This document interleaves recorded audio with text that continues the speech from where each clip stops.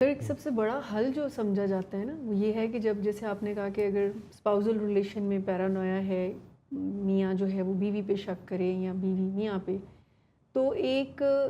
جو ثبوت دینے والی بات ہے نا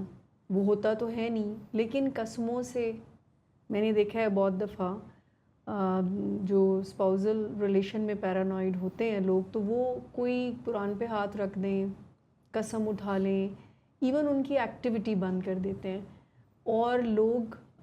فیمیلز کو میں نے بہت دفعہ دیکھا وہ ویسا کرنا شروع ہو جاتی ہیں، اور تمام گھر والے ان کو کہہ رہے ہوتے اس ہیں۔ میں میں یہ کہنا چاہوں گا کہ ہمیں کوئی گائیڈ لائنز دینی چاہیے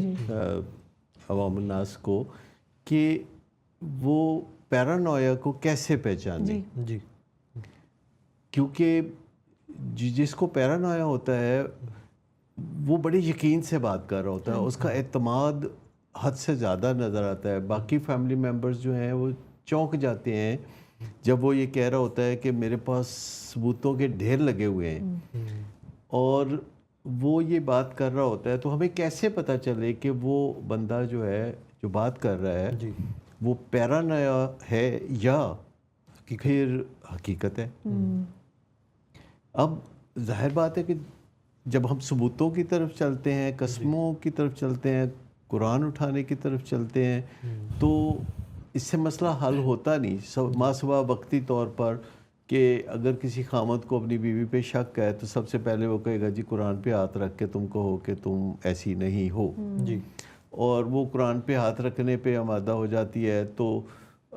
وقتی طور پر تھوڑی تسلی ہو جاتی ہے اور چند دن کے لیے معاملات تھوڑے سے دب جاتے ہیں، لیکن پھر اور زور سے ابھر کے وہ واپس آتے ہیں۔ تو جب کوئی پیرانوائڈ ہوتا ہے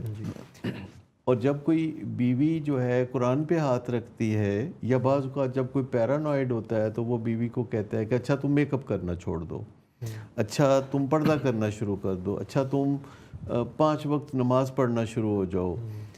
تم گھر سے نکلنا ٹوٹل بند کر دو۔ سر آپ کی بات کر رہی ہوں، یہاں تک ایک مجھے وائف نے بتایا کہ ہسبینڈ نے کہا کہ جب تم میرے ساتھ گاڑی میں میرے ساتھ ہی جاؤ گی اور تم نے ادھر اسکرین یعنی شیشے کی طرف منہ نہیں کرنا، you have to look at me all the time,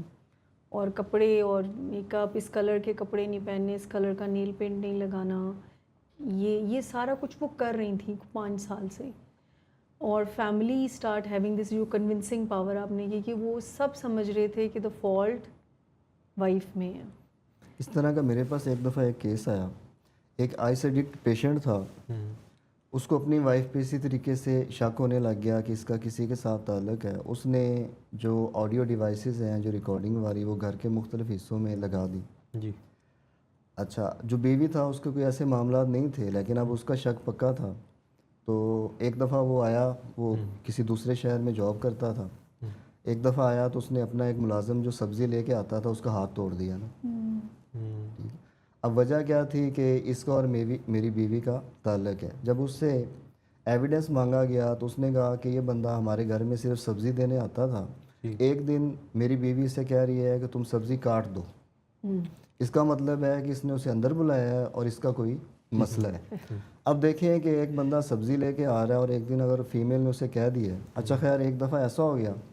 اس کا ٹریٹمنٹ شروع ہوا، چیزیں بہتر ہوں گی، اس نے پھر ٹریٹمنٹ چھوڑ دیا، دوبارہ اس کی طرف چلا گیا، کچھ عرصے کے بعد پھر مسئلہ ہوا، پھر اس نے اپنے بھانجے اور بھتیجے کے الزام لگا دیا کہ اس کے ساتھ تعلق ہے، حالانکہ اس کا اپنے بھانجے یا بھتیجا مجھے ایگزیکٹ یاد نہیں، اس سے اتنا پیار کا رشتہ تھا، اپنا ایک پلاٹ اس نے اس کے نام پہ رکھا ہوا تھا جو بھی معاملات ہوتے،